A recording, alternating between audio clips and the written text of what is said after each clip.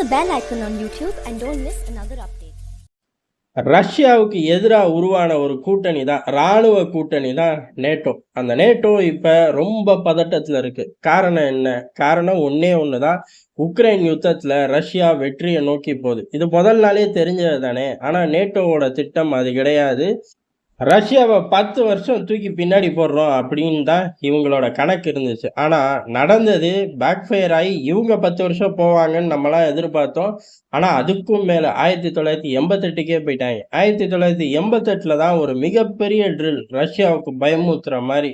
இப்போ அந்த ட்ரில்லையும் தாண்டின ஒரு சம்பவத்தை செய்கிற அளவுக்கு பதட்டம் அதிகரிச்சிருச்சு. சாதாரண விஷயம் கிடையாது. ஏறக்குறைய 90,000 வீரர்களை வச்சு மிக பிரம்மாண்டமான போர் பயிற்சி. 80 போர் விமானத்துக்கு மேலே பங்கேற்கிறார்கள். ஒரு கடுமையான போர் பயிற்சி தான். இது எதுக்கு அப்படின்னா, இமீடியட்டாக ரஷ்யாவோட ஒரு யுத்தம் வந்துச்சுன்னா 1,00,000 வீரர்களை குமிச்சிருவோம் அப்படிங்கிற ஒரு கணக்கு தான். உண்மையை சொல்லப்போனால் இவர்கள் 1,00,000 வீரர்களோட தான் ட்ரில் பண்ணுறார்கள்னு முதல்ல செய்தி வந்துச்சு. அதுக்கப்புறம் என்ன நினைச்சாங்கன்னு தெரியல, 90,000 மாற்றப்பட்டுச்சு. இதுக்கு நடுவில் ஏதோ சென்டிமெண்ட் விளையாண்டுருச்சுன்னு நினைக்கிறேன். காரணம், உக்ரைன் யுத்தம் ஆரம்பிக்கும் போது உக்ரைன் 1,00,000 வீரர்களை எல்லைகளில் நிறுத்தி பயிற்சி பண்ணுச்சு அப்படிங்கிற செய்தியை தான் பெரிய அளவில் ஃப்ளாஷ் பண்ணாங்க. ரஷ்ய இராணுவம் நுழையும் போது பல கிலோமீட்டருக்கு ஒரு உக்ரைன் வீரன் இல்லை. அதெல்லாம் வந்து போச்சோ என்னமோ, பொசுக்குன்னு 10,000 பேரை வீட்டுக்கு அனுப்பிச்சிட்டாங்க லிஸ்ட்ல இருந்து. 90,000 வீரர்களோட பெரிய பிரம்மாண்டமான ஒரு போர் பயிற்சி. 1988 போர் பயிற்சியை முறியடிக்கிறோம். கோல்டு வார் சமயத்தில் இருந்தப்ப இருக்கிற அந்த பதட்டத்துக்கு இப்போ ஈக்குவலாக இருக்குது அப்படின்னு சொல்கிறாங்க. இப்படி ஈக்குவலாக இருக்குது. ஒரு 2 வருஷத்துக்கு முன்னாடி ரொம்ப சுமூகமாக டிஸ்கவுண்ட்டில் ஆயிலை வாங்கிட்டு ஐரோப்பாவோட பொருளாதாரத்தை வளர்த்துட்டு ஏதோ ஐரோப்பா கஷ்டப்பட்டு அப்படியே முன்னேறிச்சுங்கிற மாதிரி சீனை போட்டாங்க. ஒன்றும் கிடையாது. இப்போ அவர்களோட பொருளாதாரம் திண்டாதுல. அதுக்குன்னு ரோட்டுக்கு வந்துருச்சுன்னு நான் சொல்லலை, திண்டாடுறாங்க. அதுக்கு காரணம் இந்த டிஸ்கவுண்ட்டில் கிடைக்கிற ஆயில் கிடைக்கல. சரி, இந்த பயிற்சியோட நோக்கம் இது மட்டும்தானா? வெற்றி அடைஞ்சு நம்மளை நோக்கி வந்துருவாங்கன்னா இது 2 காரணம். ஒன்று, ரஷ்யா உக்ரைனுக்குள்ள வெற்றி அடையும் போது நேட்டோ நாடு எதையாச்சும் தொற்றுமோ அப்படிங்கிற ஒரு அச்சம். காரணம், இந்த யுத்தத்தை முழுக்க முழுக்க நேட்டோவோட படை வீரர்கள் கிடையாது. மற்றபடி ஏறக்குறைய நேட்டோவோட முழுமையான போர் தந்திரம், நேட்டோவோட பல ஆயுதங்களை பம்ப் பண்ணி தான் இந்த யுத்தத்தை நடத்தினார்கள். ஆனால் நினைச்ச அளவு வெற்றியும் கிடைக்கல. ரஷ்யாவோட பொருளாதாரத்தை அசைச்சு பார்க்க முடியல. அதனால ஒரு பயம். இது யதார்த்தமாக வரக்கூடிய ஒரு விஷயம்தான்.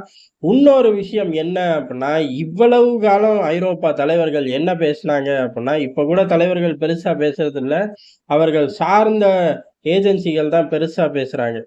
ரஷ்யா தோத்து போயிடும், உக்ரைன் ஜெயிச்சிரும் அப்படின்னு தான் ஆரம்பிச்சாங்க. அடுத்து உக்ரைனை தோற்க நாங்கள் விடவே மாட்டோம்னு அப்படியே ஸ்டாண்டை மாற்றினாங்க. இப்போ உக்ரைனை வெற்றி பெற்றதுக்கு அப்புறம் நேட்டோ மீது படையெடுக்கும் ரஷ்யா அப்படின்னு சொல்ல ஆரம்பிச்சிட்டாங்க. அப்போ உக்ரைன் தோல்வியை ஒத்துக்கிறீங்க, உக்ரைன் அதிபர் ஜெலன்ஸ்கியே ஒத்துக்க மாட்டேங்கிறாரு. ரஷ்ய இராணுவம்லாம் ஒரு இராணுவமே கிடையாது தெரியுமா அப்படின்னு நைட்டுக்கு தினமும் கொடுக்கக்கூடிய ஒரு வீடியோ மெசேஜில் போட்டு விட்டார். இந்த பக்கம் என்னடானா ஒட்டுமொத்த ஐரோப்பாவும் அலறுது. ஆனால் உக்ரைனோட தோல்வி உறுதி அப்படின்னு எழுதி கொடுக்காத குறையாதான் ஐரோப்பிய தலைவர்கள் வழிவகுக்கிறாங்க. சரி, உள்ளூர்ல இருந்து தப்பிக்கிறதுக்கு உக்ரைன் யுத்தத்தில் நம்ம தோத்துட்டோம் அப்படிலாம் சொல்லாமல், உக்ரைன் யுத்தம் தோத்தோடனே ரஷ்யா அப்படியே நம்மகிட்ட வரும், அதுக்காக ஒரு பாதுகாப்பு ஏற்பாடு அப்படின்னு சொல்லி பயங்கரமான ஒரு பில்டப் பண்ணாலும் அந்த பக்கமும் வேலை நடக்கும்ல. ரஷ்யா செய்தும், ரஷ்யா ஏற்கனவே பெலாரஸ்ல போய் தன்னோட அணு ஆயுதத்தை வச்சுச்சு. இப்போ அந்த அணு ஆயுதத்தை ரஷ்யா தான் இயக்கும். இனி வருங்காலங்களில் பெலாரஸ் இயக்குச்சுன்னா அந்த மாதிரி டிஸ்கஷன்லாம் ஓடிக்கிட்டு இருக்கு. அதே சமயம் பெலாரஸ் எல்லைகளில் இருக்கக்கூடிய அதோட எல்லைகளை பகிர்ந்துக்கக்கூடிய நாடுகள்லாம் குளிர் ஜுரம் வராத குறை. இந்த அளவுக்கு நிலைமையை மோசமாக்குனது யாரு? சத்தியமா ஐரோப்பிய தலைவர்கள் தான், அமெரிக்க தலைவர்கள் தான். ஆனா இப்ப இந்த ஃபிளாஷ் ஆகக்கூடிய விஷயத்தெல்லாம் இவங்க ஏற்கனவே டிசைன் பண்ணிட்டாங்க. இந்த ஒரு முழு போர் பயிற்சி ஆகட்டும், அதுக்கடுத்து இப்ப உக்ரைன் தோத்துட்டா நம்மளை நோக்கி வருவாங்க அப்படின்னு சொல்றதாகட்டும், இதுக்கெல்லாம் முன்னாடியே ஜெர்மனி சில டாக்குமெண்ட்டை கசிய விட்டுச்சு ஏஜென்சியில். அதாவது ரஷ்யா பெரிய படையெடுக்க போது அதுக்கான தயார் நிலைக்கு நம்ம போகிறோம் அப்படின்னு சொல்லி.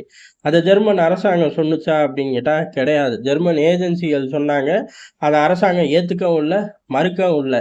இது தேவையில்லை. டாக்குமெண்ட் எப்படி வெளில போச்சு? ரஷ்யா எதிர்த்து வருது. ரஷ்யாவ சமாளிக்க படைய திரட்டுறோங்கிற டாக்குமெண்ட் வெளியில போற அளவுக்கா ஜெர்மனி இருக்கு? சத்தியமா அந்த லெவல் கேவலமா இருக்க மாட்டாங்க. ஒரு நாட்டோட உளவுத்துறை கைப்பற்றிட்டு போறது வேணா நடக்கலாம். உள்ளூர் ஏஜென்சியே கைப்பற்றுறக்கு அது என்ன உள்ளூர்ல நடக்கக்கூடிய அரசியல் டாக்குமெண்ட்டா? கிடையாது. ராணுவ டாக்குமெண்ட். அப்ப இவர்களா தான் கசிய விட்டுருக்கார்கள். உக்ரைன் யுத்தம் நெனச்ச மாரியும் போல. நெனச்சத விட மோசமா போது.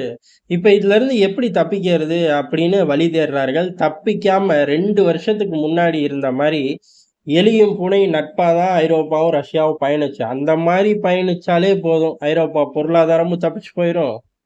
உலகத்தோட பொருளாதாரமும் தப்பிச்சு போயிரும். ஏன் அப்படின்னா, ரஷ்ய அதிபர் புட்டினுக்கு முன்னாடியும் சரி, ரஷ்ய அதிபர் புட்டினுமே சரி, நேட்டோவோட விரிவாக்கத்தை மட்டும் தான் எதிர்ப்பார்கள். அதுவரை அவர்கள் நட்பா தான் பயணிச்சுக்குவாங்க. நேட்டோவோட விரிவாக்கம் வரும்போது தான் பிரச்சனையே ஸ்டார்ட் ஆகும். நேட்டோவோட விரிவாக்கம் வரல அப்படின்னா, எந்த பிரச்சனையும் அந்த பிராந்தியத்துல கிடையவே கிடையாது. இது தலைவர்களுக்கு புரியாது. காரணம் ஈகோவா இருக்கும், இல்ல அரசியலா இருக்கும். ஆனா மக்களுக்கு புரியிறனால தான் பல எதிர்ப்புகள் ஐரோப்பிய தலைவர்கள் சந்திக்கிறார்கள் ரஷ்யா உக்ரைன் யுத்தத்திலே. இப்ப கூட உக்ரைனுக்கு ஆயுதங்கள் தரப்போறோம், முழு பலத்த உக்ரைனை உருவாக்க போறோம் அப்படின்னு ஜெர்மன் சான்சலர் சொன்னாரு. அவர் சொன்னா மட்டும் போதுமா? அங்க உள்ள பார்லிமெண்ட்லயும் அதுக்கான மெஜாரிட்டி வேணும்.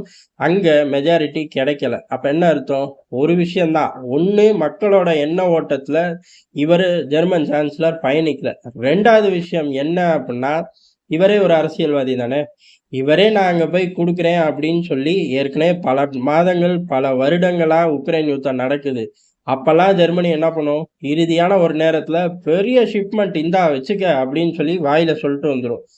அதுக்கப்புறம் 3 மாசம் ஆனாலும் அந்த ஆயுதங்கள் உக்ரைன் கைக்கு போகவே போகாது. அதுக்கப்புறம் ஐரோப்பிய யூனியன்ல எல்லாம் உட்காந்து என்ன தரேன்னு சொன்னத தரல அப்படின்னு சொன்னதுக்கப்புறம் 50 பீரங்கிகள் தரேன்னு சொல்லியிருந்தா 7 பீரங்கிகளை அனுப்பிச்சு விடும். இதுதான் ஜெர்மன் உக்ரைன் யுத்தத்துல செஞ்சது.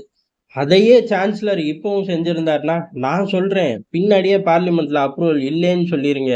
அப்படியே இந்த விவகாரத்துல முடிஞ்ச அளவு மஞ்ச குளிப்போம். என்ன அடி அடிச்சான் ஒரு காலத்துல ரஷ்யா நம்மள. நம்ம தோத்து போனோனே நம்மள எப்படிலாம் வச்சு செஞ்சான். இத பயன்படுத்தி நம்மளும் வச்சு செய்வோம் அப்படின்னு அவர்கள் நெனச்சா தப்பு கிடையாது. அந்த நாட்டோட சுய விருப்பம். ஆனா தொடர்ந்து அடிதானே தம்பி வாங்குறீங்க.